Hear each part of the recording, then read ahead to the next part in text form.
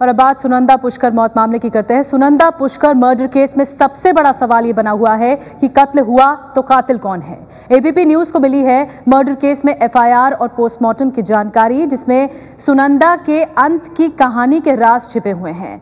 FIR के मुताबिक सुनंदा की मौत जहर से हुई, लेकिन सुनंदा पुष्कर के शरीर पर एक दो नहीं बल्कि 15 निशान मिले जो चोट के हैं। पोस्टमार्टम रिपोर्ट के मुताबिक चोट नंबर 10 का निशान इंजेक्शन देने का है। चोट नंबर 12 दांत के काटने का निशान है। ज्यादातर निशान इस बात की ओर इशारा कर रहे हैं कि सुनंदा के शरीर पर झगड़े के कारण चोट के निशान बने। चोट के निशान 12 घंटे से 4 दिन पुराने हो सकते हैं। तो ये जानकारी, नई जानकारी निकलकर सामने आई है। हालांकि 29 दिसंबर को अंतिम मेडिकल रिपोर्ट पुलिस को मिली और सीएफएल के आधार पर ही, सेंट्रल फॉरेंसिक रिपोर्ट के आधार पर ही पुलिस ने हत्या का केस दर्ज किया है। इस मामले पर जो पहली जानकारी मिल रही है इस एफआईआर के आधार पर वो ये कि सुनंदा पुष्कर की मौत जहर से हुई। सुनंदा के शरीर पर 15 चोट के निशान मिले। चोट नंबर 10 इंजेक्शन देने से, चोट नंबर 10 का जो निशान था वो इंजेक्शन देने से समझ में आता है, और चोट नंबर 12 दांत काटने का निशान है। कुछ ऐसी महत्वपूर्ण बातें हैं जो कि इस एफआईआर के जरिए निकलकर सामने आई हैं। सुनंदा के शरीर पर झड़प के कारण जो चोट के निशान हैं। अभय पराशर इस वक्त ज्यादा जानकारी के साथ हमारे साथ जुड़े हैं।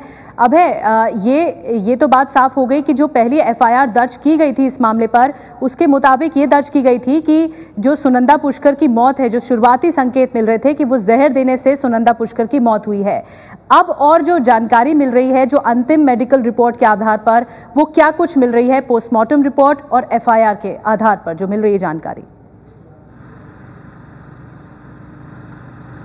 देखिए, बिल्कुल निधि, जिस तरीके से जब सुनंदा पुष्कर की मौत हुई थी उसके बाद जब पोस्टमार्टम किया था एम्स के 3 डॉक्टर्स ने, जो शुरुआती रिपोर्ट सौंपी थी पुलिस को, उसके अंदर ये कहा गया था कि सुनंदा पुष्कर के शरीर पर करीब 15 चोट के निशान हैं। 15 चोट के निशान के अलावा एक मेडिकल ओपिनियन भी दिया था एम्स के डॉक्टर्स ने दिल्ली पुलिस को, जिसमें कहा गया था कि जो जहर की वजह से लगता है कि इनकी मौत हुई है, ये शुरुआती रिपोर्ट दी गई थी। जिसके बाद पुलिस इस पूरे मामले में 176 की कार्रवाई कर रही थी, यानी कि वजह क्लियर नहीं थी, सुसाइड के तौर पर इस पूरे मामले की जांच चल रही थी। और क्योंकि ये जो मामला था, 7 साल नहीं हुए थे शशि थरूर से शादी हुए सुनंदा पुष्कर को, इसलिए एसडीएम के पास पूरा मामला चल रहा था। जो बयान थे वो सबके दर्ज किए जा रहे थे, जो नौकर था उनका दर्ज किया जा रहा था। अब जो एफआईआर हमारे हाथ लगी है, मैं आपको दिखाऊं इस वक्त निधि, अगर मैं आपको दिखा सकूं, ये एफआईआर का पूरा जो सारी की सारी जो बातें हैं, ये एफआईआर जनवरी में, यानी कि 1 जनवरी 2015 को ये एफआईआर दर्ज हुई है। क्योंकि अब तक जो सारे के सारे सैंपल्स जो डॉक्टर्स ने पुलिस को दिए, 29 दिसंबर को साल के बिल्कुल एंड में, यानी कि 2014 को 29 दिसंबर 2014 को डॉक्टर्स ने कंक्लूजन रिपोर्ट दी पुलिस को। उस कंक्लूजन रिपोर्ट में ये साफ तौर पर कहा गया, जो कि Delhi police commissioner BS Bassi ने भी कहा था, कि सुनंदा पुष्कर की मौत अननेचुरल है और इनकी मौत के पीछे कोई ना कोई जहर है। लेकिन कुछ ऐसे विसरा सैंपल हैं, कुछ ऐसे टेस्ट कराने थे सैंपल्स के, जो कि हमारे देश में नहीं कराए जा सकते, उन्हें बाहर भेजना है। और इसके बाद जिस तरीके के सर्कमस्टेंशियल जो एविडेंस है, उसके आधार पर पुलिस ने एक एफआईआर दर्ज की। जानकारी जो अंतिम मेडिकल रिपोर्ट में मिली पुलिस को कि सुनंदा पुष्कर की मौत जो हुई वो अप्राकृतिक तरीके से हुई है, प्राकृतिक नहीं थी ये।